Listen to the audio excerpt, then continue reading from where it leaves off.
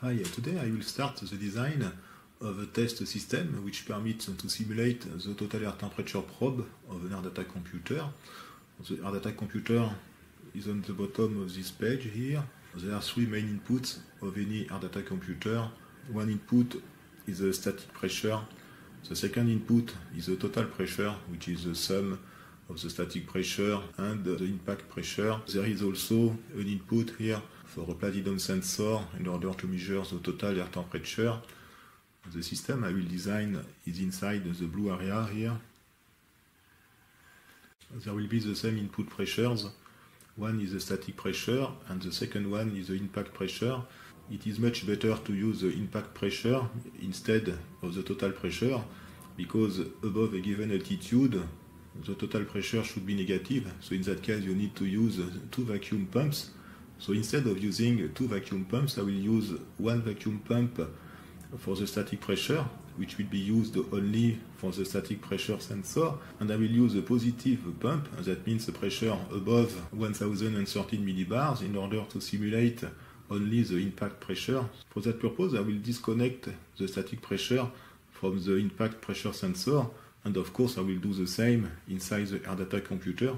The impact pressure and the static pressure will be measured using two AD converters, and there is here in the middle a microcontroller.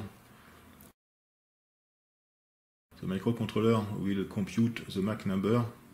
Mach number depends on the ratio between the impact pressure and the static pressure. Here, this is this formula. So this formula is valid only for subsonic speed. From the static pressure, it is also possible to compute the altitude. We can see here the relation between the static pressure in the x-axis here and the altitude in feet. And there is here a fitting function, which is a polynomial of fifth degree. This function will be included in the firmware in order to compute the altitude from the static pressure.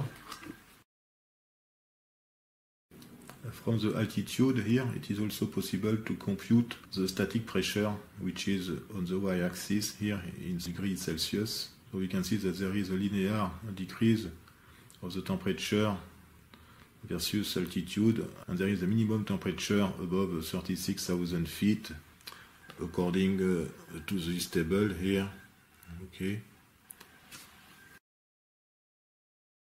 Okay, so from the static temperature in Kelvin and using the Mach number, it is possible to compute the total air temperature. The total air temperature will be converted into a voltage using a digital to analog converter, and the output voltage will be fed to a module which will simulate the total air temperature probe, which is connected to the air data computer using a 3 wires connection. Also on that system there will be an LCD display which will permit to display the Mach number, the total and the static air temperature and other parameters. There will be a small keypad with some push buttons. The air data computer itself will be connected to several instruments. One is the static air temperature indicator.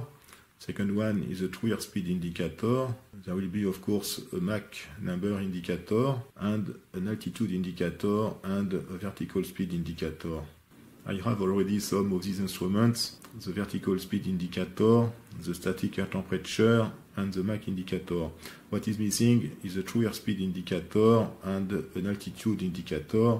I have some of them, but none is compatible with ARINC 565. I bought from eBay USA one altitude indicator compatible with ARINC 575, but it is also compatible with ARINC 565. And I bought also a true airspeed indicator. I hope it will be compatible with this air data computer. We will see.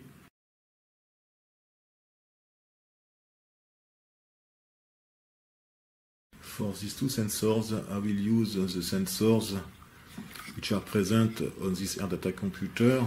I have described a few months ago. So this one is for the altitude, and the second one, we can see that there are two inputs, one for the static pressure and the second one for the total pressure. But as I said, I will disconnect the static pressure, which is this one. It is common between these two sensors. So I will disconnect the tube, okay, from that inlet here. So there will be only the impact pressure here for the airspeed and the static pressure for the altitude. So this thing can communicate using an RS-232 transmit and receive lines. Okay, but there is also an analog output. So I think it will be easier to use the analog output instead of the RS-232 output here.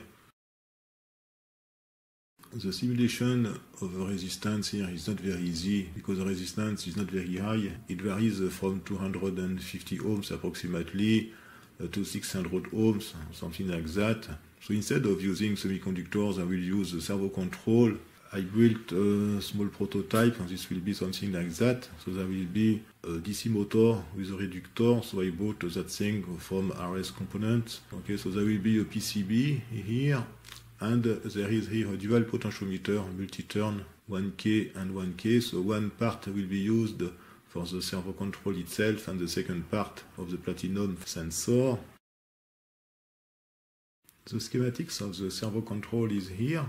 There is a differential amplifier here with a high gain. Okay, so one input will be connected to the output of the DAC. So this voltage will set the position of the shaft of the potentiometer, and the second input here is connected to the wiper of the feedback potentiometer. Okay, so there is a virtual ground, which is the mid power supply here, 2.5 volts approximately, and there is a power stage here which permits to drive the motor, and there is also detection of the failure of the servo control. The voltage at the output of the servo amplifier is compared with two thresholds here which are close to the virtual ground. When the system is stabilized and the servo control works normally, this voltage should be close to the virtual ground here. Otherwise, there will be a low level which will be indicated using a small LED on the PCB, and the signal will be fed also to the microcontroller of the main board. The potentiometer used for the sensor is here. Okay, so the potentiometer is 1K potentiometer plus or minus 3%. So there will be a resistor in series here, an accurate resistor at 0.01%. So this permits to have a minimum temperature below minus 100 degrees, and there will be a resistor in parallel to the potentiometer, 1K5 plus 100 ohms at 0.01%. Also, the actual value of the potentiometer will be measured, and this value will be entered in the firmware in order to set the exact resistance value according to the temperature. This is an image of the PCB. I will receive this PCB next week normally. So there will be the main PCB here, which will be screwed here using this hole and these two metallic studs here. And I have added also the two plates for the potentiometer, okay, and the motor itself here. There is a connector here for the total air temperature resistance, and here a micro match connector which will be connected to the main board for the control of the resistance. We can see the output stage here. The motor will be connected here. Okay, so normally these pads are in front of the pins of this potentiometer. For the pressure altitude, I bought this vacuum pump from Vevor. There is also a tank here and some accessories, the manometer, a tube.